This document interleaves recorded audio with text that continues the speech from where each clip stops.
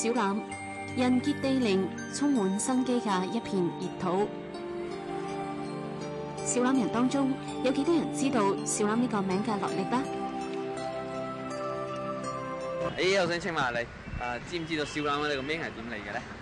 小欖嚇唔知啊？知啊？你係咪本地小欖人？係啊係啊，唔係好清楚。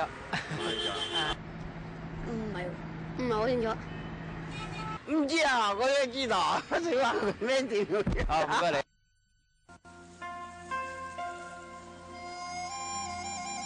要講小欖呢個名嘅由來，就要從小欖經歷嘅海陸變遷講起。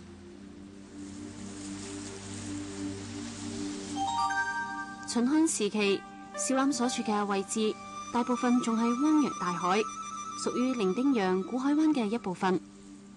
古海灣中散佈住大大小小嘅島嶼，其中有5個小島，就係而家我哋所熟悉嘅大欖江、鳳山、龍山、元欖山同石崗。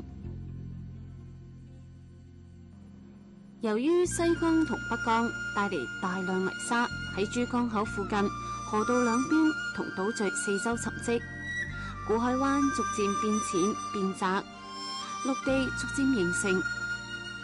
唐宋年間，西北江嘅海岸線已經逐漸推進到而家嘅古鎮小欖、大黃埔一帶，加上人工築堤圍海，更加快咗淤積嘅速度。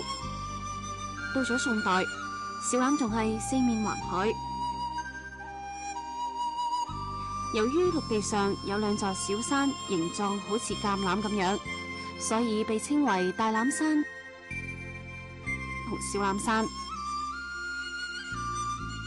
當時嘅小欖除咗幾個小山丘之外，陸地面積仲係比較細，經常有海水入侵，唔適合居住，只有少量土著居民以耕種、打魚為生，所以稱為永寧潮居里，屬於南海縣管轄。南宋高宗紹興22年，亦就係1152年，設香山縣治時，永寧潮居里劃歸香山縣管轄，改名寧安鄉。寧安鄉嘅範圍包括大欖、小欖同而家嘅古鎮海州一帶。明朝洪武14年，亦就係1381年，寧安鄉改名大欖都。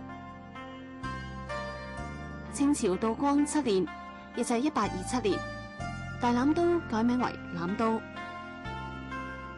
清朝光緒6年，亦就係1880年，欖都改名為欖鎮。轄區包括而家嘅古鎮、海州、曹埔、東升、東鳳、橫欄等地。其中小欖所在嘅部分稱為欖鄉。清朝宣統2年，亦就係1910年，欖鎮改名為香山縣第3區。1923年，小欖鎮成為建制嘅鄉級鎮，自此小欖鎮嘅名稱正式確定。之後雖然經過多次嘅行政區劃分同改名，但係小欖鎮嘅名稱一直沿用至今。